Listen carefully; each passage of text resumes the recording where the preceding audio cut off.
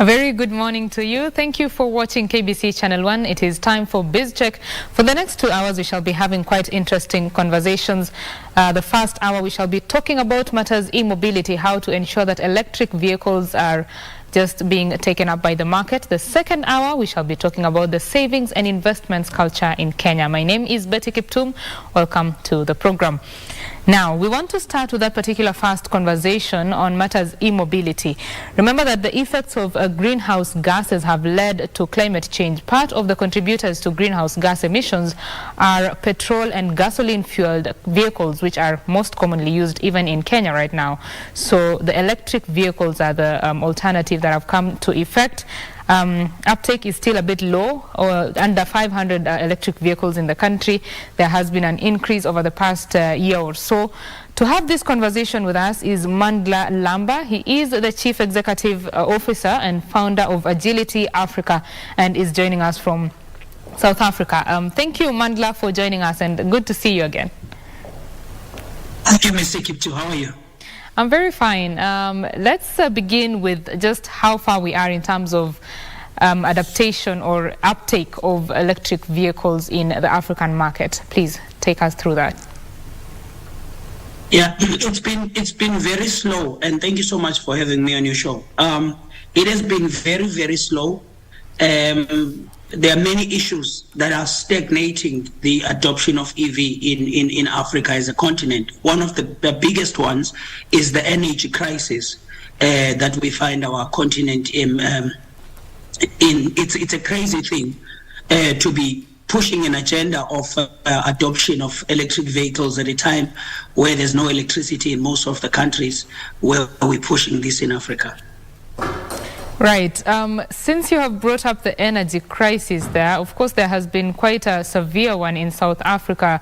When you say we want to use electricity to power the vehicles, yet we don't have enough electricity yet to power even the houses or, the places that we work. How is this going to pan out for Africa? It's one of the reasons, Mr. Kiptum, that we made a decision as Agilitee to build charging and swapping facilities for scooters and charging for all electric vehicles that are powered by solar. We came up with a system that is able. We have I'll give you an example of our Agilitee Power 7, Power Boost 7, which is our charging system for cars. It can charge a car like a Jaguar, it can charge a car like a PM, all the electric vehicles, but a Jaguar I-Pace, we could charge it within 7 minutes. A car like a Tesla would charge at a maximum of 10 minutes, full battery from zero. It uses a solar backup. The solar is generated, the sun is generating the energy, then it has a transmission for usage and a transmission for storage. So when no one is charging, the energy that is generated is transmitted to storage until it's full. When it's full, it starts using the energy that is not being stored. This is the only way that we will be able to maintain a very sustainable adoption to EV. If we're going to rely from the government's provision of electricity, it's never going to work. So you're saying that solar energy is going to be the solution for adaptation of electric vehicles. Solar energy is yet to be fully adopted in Africa. Well, when I speak for Kenya, most of our power comes from hydro as well as geothermal. So for solar energy, what will it take to just ensure that is taken up by the market? You think that the approach to solar has been very wrong by a lot of businesses because they come into the market. There's a problem with people who are providing these solutions. And I like this question, Ms. Kiptum, because it speaks to the ills of the African continent. If you come from outside and you want to provide solutions for African people and your purpose is to make money from Africans, you will not understand the ills of our people.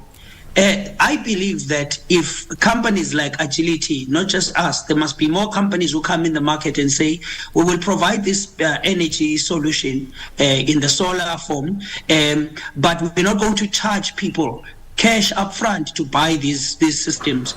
We provide a repayment plan where someone will be able to get this system at home. It generates and stores. When the weather is bad, it uses the energy that was stored. When the weather is good, it uses the energy that is being generated immediately. But people should not be buying it in cash. So the problem is the companies are foreign, they come from outside Africa, they come into our continent, they are trying to push this agenda. At the same time, they are charging upfront, and there is no buy-in.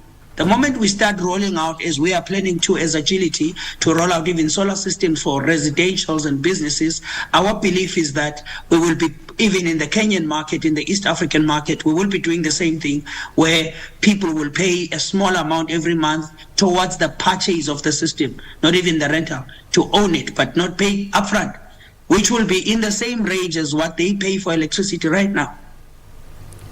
Clearly, there is an opportunity there, Mr. Lamba. There is an opportunity there, but as you're saying that most service providers are from external markets and really don't have a good understanding of the African market.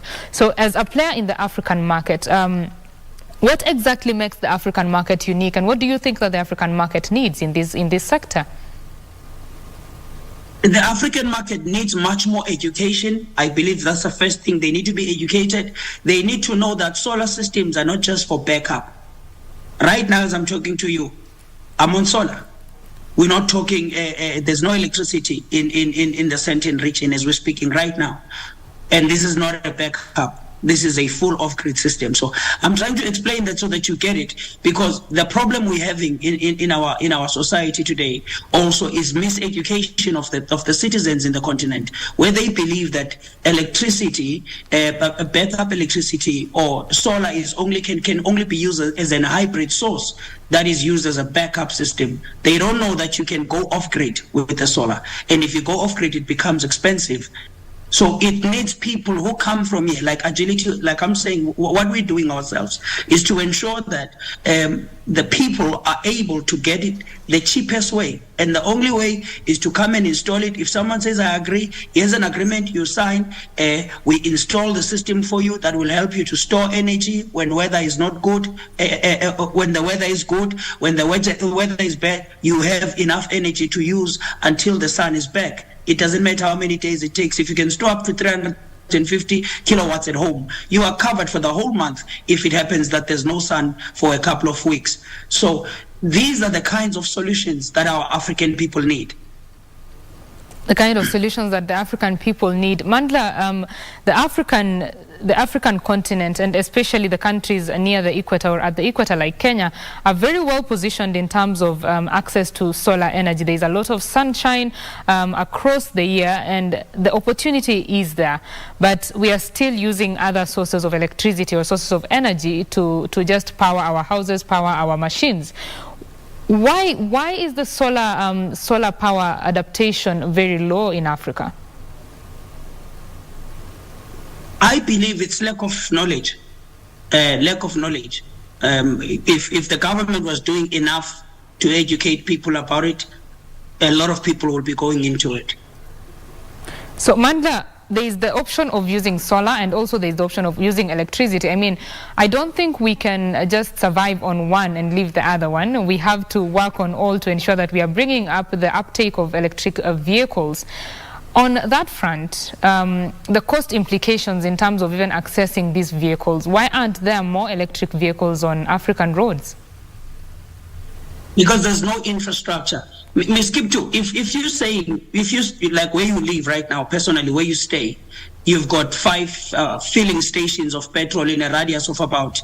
Electric vehicles are yet to be adopted much in Kenya and Africa across the continent, and Mandla is bringing a very interesting twist to it. He's saying that solar energy is one of the solutions to ensure that the electric vehicles are using solar-powered energy, and just a solution to the normal or the inconsistent supply of electricity in the African continent. And we have talked about the solutions, African solutions, and African service providers ensuring that they're making solutions that actually fit the African market, having a solid understanding of the African market. Now, we shall be getting back to that conversation in a little bit. Joining me from South Africa is Mandla Lamba, the Chief Executive Officer and Founder at Agilitee Africa. Mandla, I'm sorry we had lost you a little bit earlier. I had asked you why we are so focused on, or rather what we need to do to ensure that more electric vehicles are on African roads. Please go ahead. Yes, I was making an example. Thank you so much for having me back again. I was referring to you where you stay. I said, where you stay, say you probably have about five petrol filling stations in a radius of about 10 kilometers. And then when it comes to EV, you'll probably have one in a radius of 40 kilometers. Now, to come and tell people to move into electric vehicles at the same time, you only have one charging station in the whole of Nairobi. It will not be a feasible thing. So that's the reason why adoption will continuously be behind. So if the governments can start putting more interest in ensuring the construction of infrastructure, that's how the adoption is going to happen. When you wake up in the morning, you know you don't have to drive 40 kilometers before you charge your car. And if you want to travel a long distance, you'll have enough charging stations across the road until you arrive where you're going. So that's what is the most important thing. And a lot of EV players and many people who hop into the industry, young guys who are coming into the new companies who are hopping into the industry, they're looking to sell the product.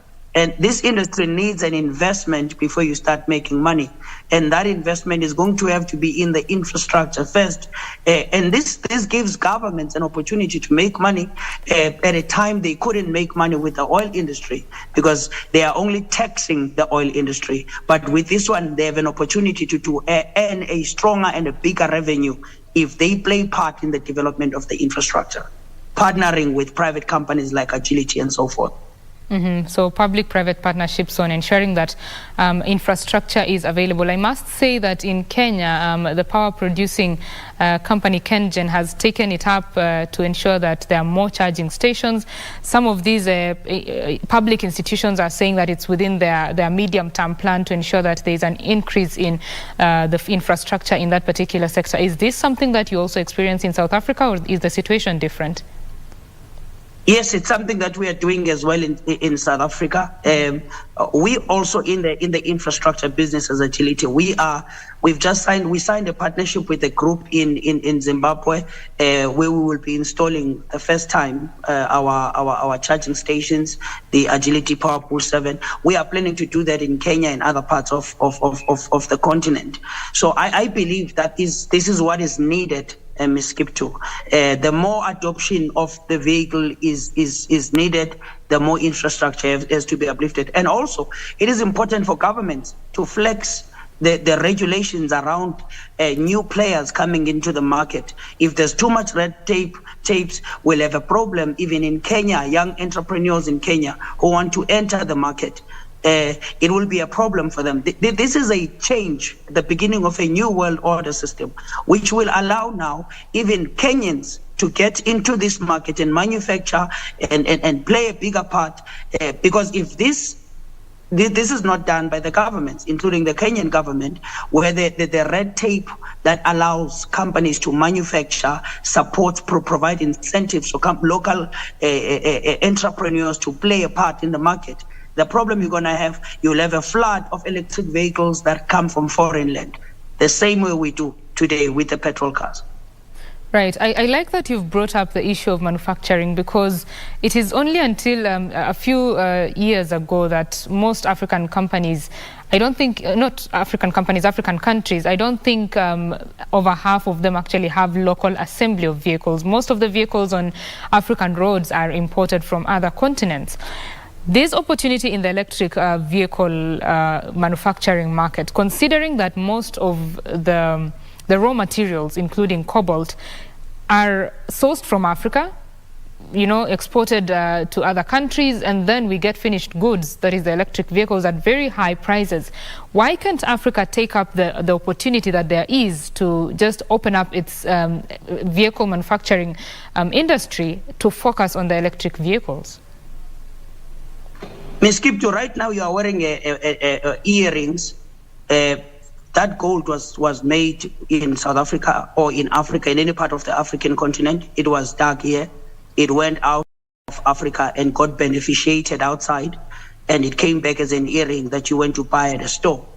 If we allow that kind of, our governments allow that kind of setup, even in this space now, even what you're talking about, we have an opportunity. We've got lithium, we've got cobalt. These are the minerals that are needed. All the rare earths that are needed for the manufacturing of the vehicles are here. I've seen companies signing deals in Africa, signing deals with foreign manufacturers to supply and export the product. The reason why they would be exporting these minerals is because there's no players in the market. And the reason why there's no players in the market who are from local, who will promote localization, not assembly.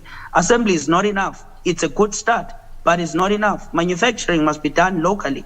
The reason why there's no players locally is because the environment is not conducive for them to come into the market. There are either regulatory framework flaws that have led to entrepreneurs not even thinking about the industry.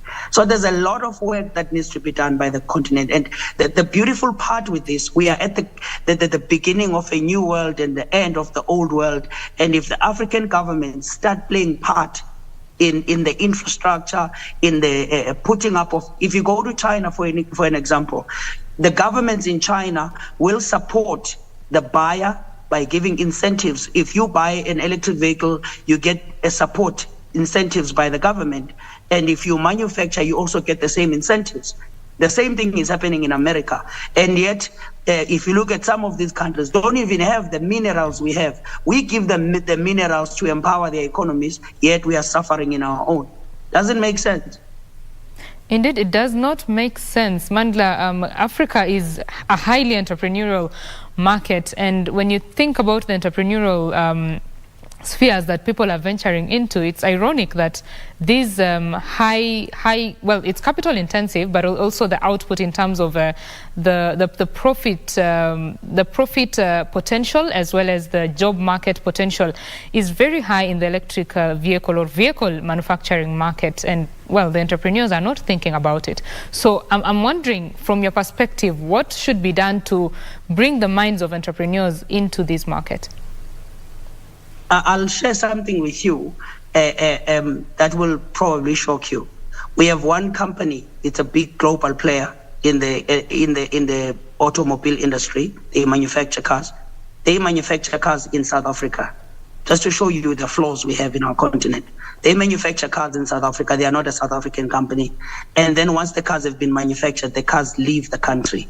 They go to their country. And then South Africa buys back the cars from their country, so that the taxes won't be local.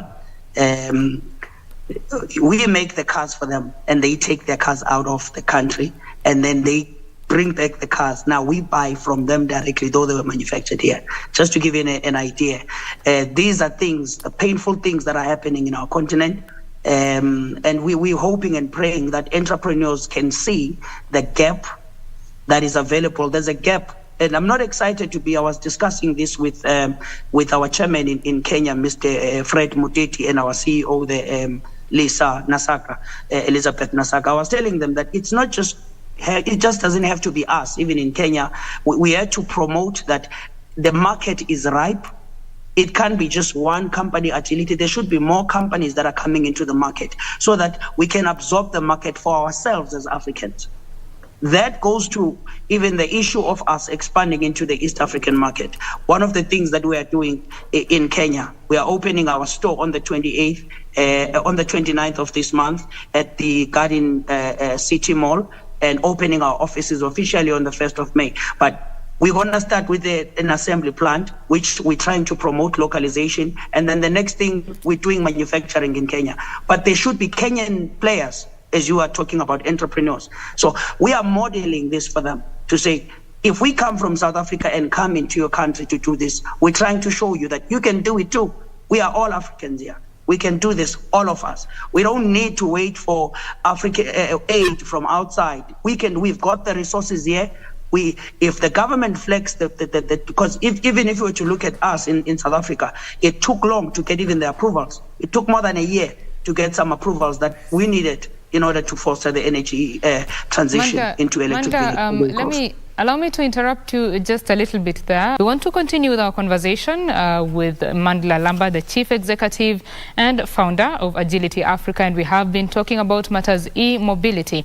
Mandla, before we joined the president there, we were talking about matters access to ensuring that the manufacturing sector is taking up vehicle manufacturing. Please go ahead. Yes. So I really want to urge, actually, mostly the government of Kenya and the governments of East Africa, that the market must be opened for local players. And the only way to open the market for local entrepreneurs to enter the market is to flex and reduce red tape with the processes of registering to become, and I'm happy to know that Kenya takes three weeks to a month to even get the process of entering, the first certification that is required for the industry. I learned that a few weeks ago, and I was so happy to hear that, which shows that there is something that the government in Kenya is doing that other parts of Africa don't do. It took us longer to even get that first one. In some parts of the continent. But I believe that we have reached the age and time where Africans have an opportunity to steer the next industries. We are tired of having industries being pioneered outside our continent, and then we come and ride on other people's successes when our resources are being used for their glories and successes, while their resources can be used for the empowerment of our own people and the turbocharging of our own economies and creation of jobs. We've had a problem, Ms. Kiptum, of jobs that have been lost during COVID-19 that will never be recovered because some of these companies will never open again. Mm-hmm. Some of these companies are in the old order of form of businesses that will not survive in the digital world that we're going into, the green revolution. Mm-hmm. So to create new jobs, you're going to need local players who understand the kinds of jobs to create.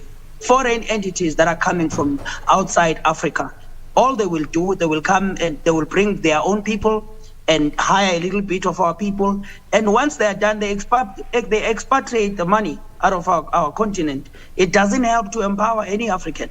So I think it's time. This is the revolution where God has given Africa an opportunity to redeem itself. And I believe that our expansion into the East African market will actually set that example, even for the local entrepreneurs. We are even open to assist the governments, not just in Kenya, in the African continent, entrepreneurs too. We are open to say, if you say you want to get into the industry, you want to start your own company and manufacture, you can come to us, we'll assist you to do that. Okay. Because we understand if we don't do that, the next players that will be competing in the market is going to be foreign. Okay. We would rather have our own brothers developing the economy than people who will take and live with the money.